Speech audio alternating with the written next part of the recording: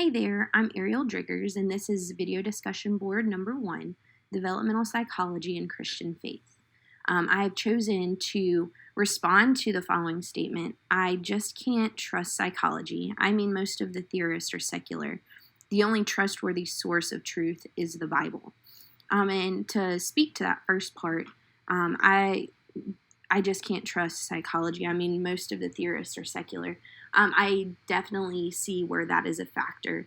That is very true that the theorists are mostly secular, but I think the only way that we're going to be able to change that is if we put Christian men and women in that spot and let them just learn and grow and study and research so that they can become those theorists in the future. And I really think that's the only way that that's going to change, and you can't change it by not letting Christians go in and become psychologists, which is seemingly what some people want to do. They just want Christians to stay away from that. Now, don't get me wrong, that's not everybody, but you do definitely have that group that just wants Christians to stay away from that part of science. But as I said, the only way to change that worldview of psychology is to put men and women in there who are Christians, who do know truth, and who can base their research and base their findings on the truth of the Bible, which brings me to the next part of that statement. The only trustworthy source of truth is the Bible. And the Bible is the source of all truth, as it states. And I do agree that it is the source of all truth. But there's some applications in life that we go through and that we learn more things.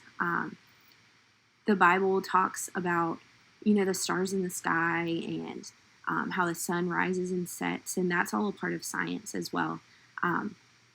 And I think there's other things that the Bible doesn't talk about that doesn't necessarily not make it true.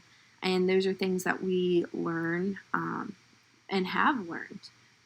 So I think that this route of developmental psychology is just going to help us understand better the truths of the Bible and how things, came to be, and how we as humans are kind of made, and how we do life and why we do life the way that we do. And I think that adding the application of the Bible's truths to what we learn is only going to help us. So again, the only way that we are going to change this secular view, this worldview of psychology, is if we as Christian men and women go in and apply those truths of the Bible. So thank you so much. I hope you have a wonderful day.